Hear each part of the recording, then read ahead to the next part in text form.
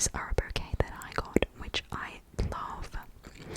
This month, for the month of October, they are doing a pink breast cancer awareness campaign where they donate 10% of their sales to Metafive charity, which supports breast cancer research and awareness. So if you're interested, I do have the link in my description. They have all different colours, obviously pink, red, blue,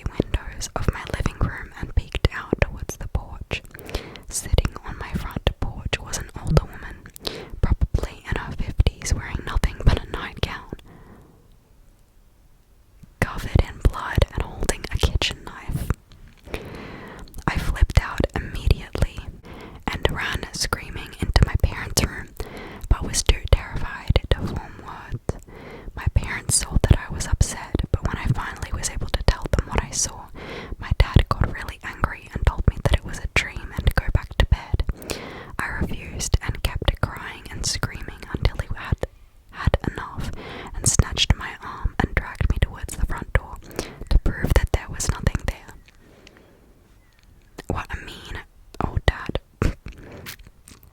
I kicked and screamed all the way, trying to make him stop, but he kept pulling me. Finally, we got to the door. He unlocked it, swung it open, and said, "See, there's nothing that..." To this day, I have never seen the look of fear and shock that was on his face when that woman turned and stared at both of us and slowly stood up with the knife. That's what he gets, in my opinion. My dad slammed the door shut,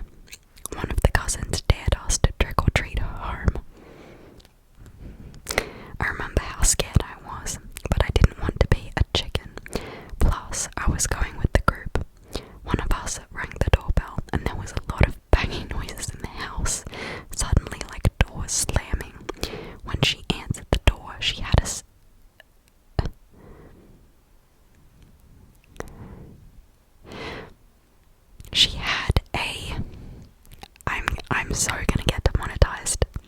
She had a severed head in her hands, and we all went screaming. The adults told us it was a Halloween prop, and we knew we shouldn't be bothering her and deserved to be scared. About a month later, my parents got a phone call that the lady had tried to kill my aunt while she was bringing in groceries and had my young cousin in her arms. The lady had one of those rope saws and had come up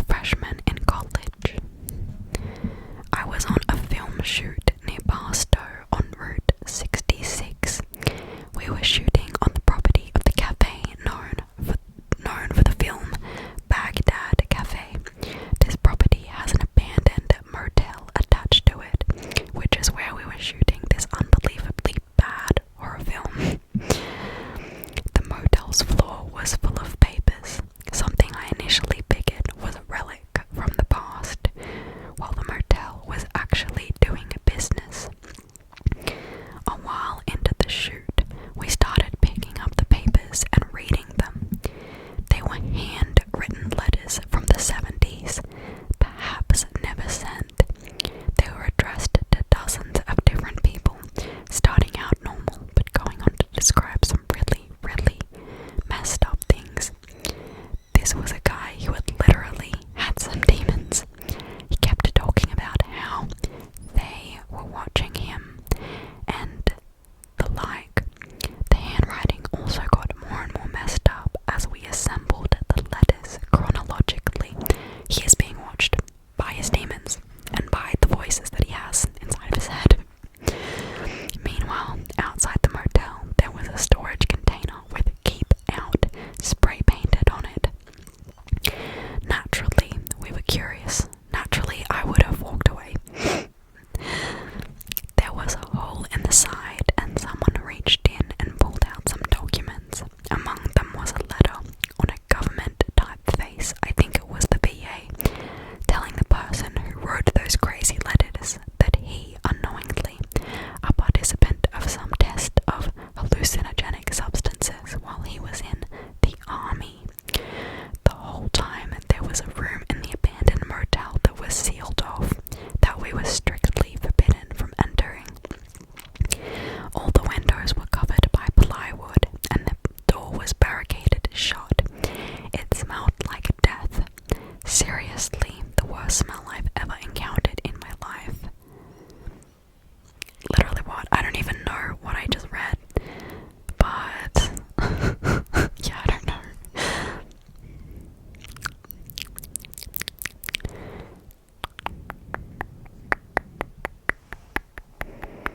Oh my gosh, this one is really short, but someone said, every time I have watched The Lion King, someone I know has died. Happened 3 times when I was a child. Always happened the same way. We'd be watching as a family, and then the phone would ring during the movie, and we would receive the news of a relative dying.